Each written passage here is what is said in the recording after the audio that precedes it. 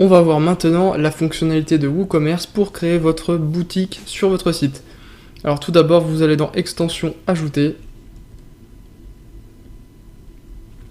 Vous cherchez WooCommerce. Donc c'est un plugin gratuit. Installer. On va mettre aussi WooCommerce Stripe Payment Gateway, qui va permettre de payer par carte bleue. On va ajouter aussi WooCommerce PayPal Checkout Payment Gateway, désolé de l'accent, pour améliorer le fonctionnement du paiement par PayPal. Voilà, je les activerai après. En premier, il faut activer WooCommerce, une fois que toutes les extensions sont installées. Voilà. J'active WooCommerce, et là, vous suivez les étapes.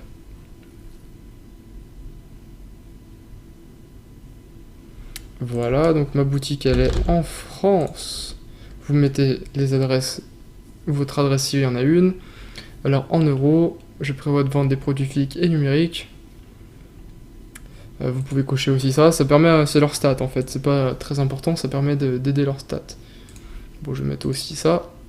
Il faut mettre une adresse, bon, je mets adresse de ville, Paris. Voilà, je mets une fausse adresse, c'est pour l'exemple.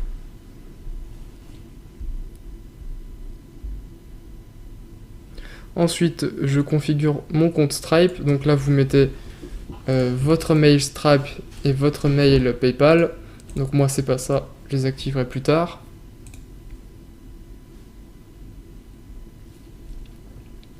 On peut choisir le pré-réglage de la livraison, donc pour l'instant je mets livraison gratuite, sachant que pour tout ce qui est extension WooCommerce, vous avez pratiquement toutes les possibilités avec des plugins d'ajout, en fait, des plugins en plus.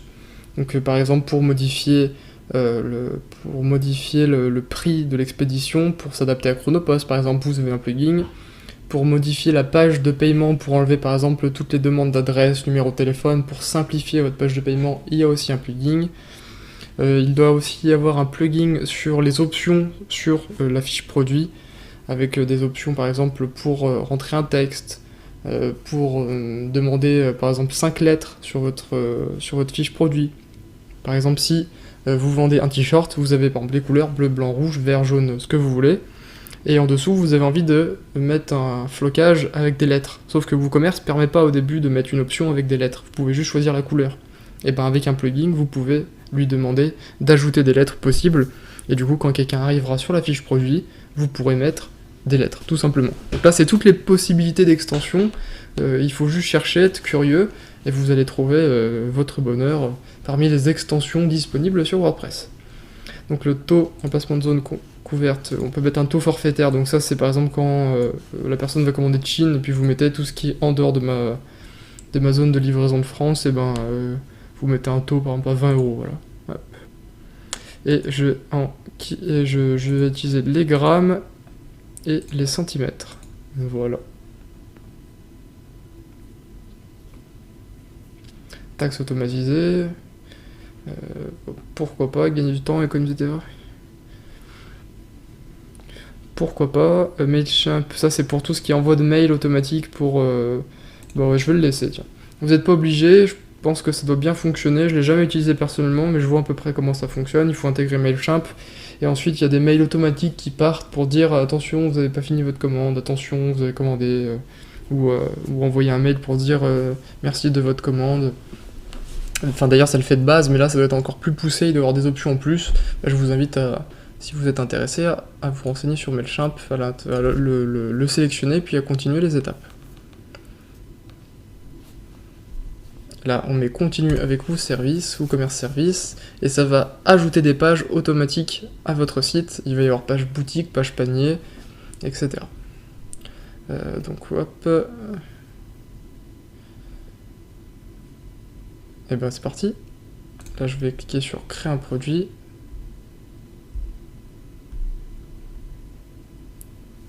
Alors hop, je vais sur créer un produit, je vais l'appeler test 1. La fiche produit, je vais juste écrire test 1. Je vais rajouter une petite image produit. Je sais pas moi, qu'est-ce qu'on pourrait mettre. On veut mettre ceci. Hop. Et je publie. Je vais ensuite sur mon site. Et normalement, si je fais / boutique, je vais arriver sur la boutique. Parce que WooCommerce a créé les pages par défaut. Il faudra peut-être les configurer, je vais vous montrer ça dans les réglages. Donc ça charge.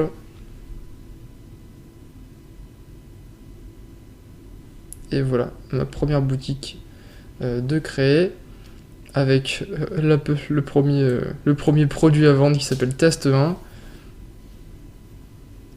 qui a une animation très sympa. Là, ça dépend du thème. Votre thème va s'adapter à votre mise en page et à la mise en page de la boutique. Le thème va vous fournir une boutique personnalisée, on va dire, par rapport au thème. Ça dépend de quel thème vous prenez, vous aurez une boutique à chaque fois différente. Sachant qu'on peut pas beaucoup la modifier. Dans les réglages apparence personnalisée, on a très peu de réglages, mais on peut choisir le nombre de colonnes, la taille des images. Ça dépend aussi du thème, mais généralement c'est à peu près toujours pareil. Par exemple, l'image du produit, la taille, ce que vous voulez faire, ce que vous voulez que la boutique affiche, soit des catégories, soit directement les produits. Vous pouvez mettre une notification pour dire que la boutique est fermée par exemple, et puis là c'est tout ce qui est validation. Donc on peut décider de cacher par exemple nom d'entreprise, sachant que ce que je vous disais avant, il y a un plugin qui permet de le faire beaucoup plus poussé. Voilà, donc je vais publier. Ensuite dans les extensions, dans les réglages WooCommerce, on va aller ici, dans WooCommerce réglages. La adresse de votre boutique, là c'est toute votre configuration, donc je vous invite un peu à le lire, à vous renseigner, mais là pour l'instant on ne touche à rien. Produit. C'est là où vous choisissez votre page boutique. C'est pour ça que WooCommerce, je vous l'ai dit, l'a fait tout seul, et c'est pour ça que je savais que c'était / boutique, parce qu'il le choisit tout seul. Il crée tout seul une page boutique et définit sa boutique dessus. Donc là on peut retrouver les réglages qu'on a fait au début, de grammes, de centimètres. La partie TVA, il me semble qu'on n'y touche pas. Voilà, on touche pas la partie TVA.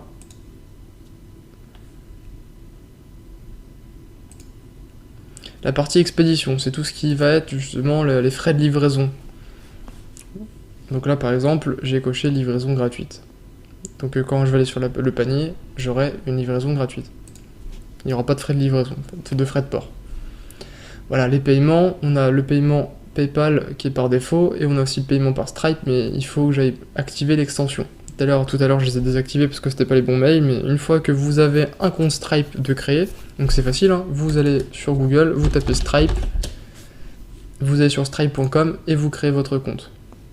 Tout simplement. Pareil pour PayPal, si vous n'avez pas de compte PayPal, et ensuite vous les intégrez en suivant les étapes d'intégration pour les intégrer à votre site. Compte et confidentialité. Alors là, c'est tout ce qui va être configuration des mentions légales, par exemple, autoriser les clients, pour autoriser les commandes sans compte.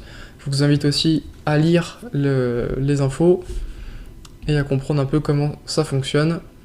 Dans Avancer, il me semble, il ne faut pas toucher. Par exemple, la page panier, il ne faut pas la toucher. Validation de commande, il ne faut pas la toucher. Mon compte aussi, c'est tout réglé dessus. En fait, ça va créer une page avec un code qui est voilà, juste celui-ci, le WooCommerce My Account avec des crochets.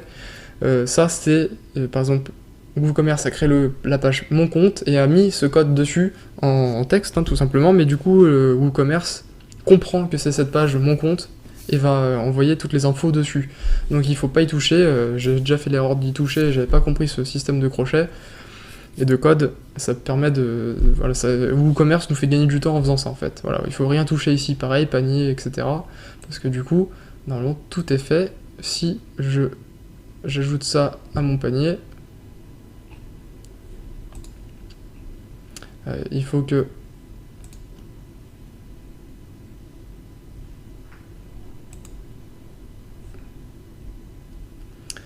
j'aille dans test, dans mon produit test, que j'indique le prix, par exemple 50 €. Je le mets à jour.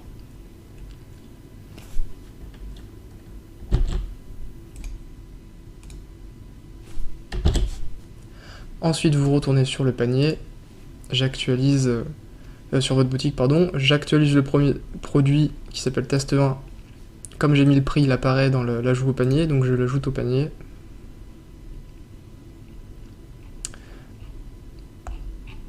Maintenant, il faut aller sur votre panier. Donc c'est pas encore configuré, mais c'est slash panier pour y aller. Normalement, il y a un affichage qui permet de le montrer. Ça, c'est dans les configurations WooCommerce. Voilà, j'arrive sur la page panier. Tout ça, WooCommerce l'a créé tout seul. C'est pas moi qui l'ai fait. C'est grâce au plugin et au code que je vous ai montré quand il crée la page panier en l'ajoutant dessus. Donc là, le panier est fait. Vous voyez, c'est un panier professionnel d'une boutique en ligne. Vous pouvez valider votre commande. Et vous arrivez sur la page commande, et là aussi c'est pareil, c'est WooCommerce qui l'a fait, et puis ainsi de suite, vous continuez jusqu'à la commande, jusqu'à finalisation de l'achat. Votre boutique est maintenant presque prête, il suffit d'un peu de toucher les configurations pour un peu comprendre comment ça fonctionne.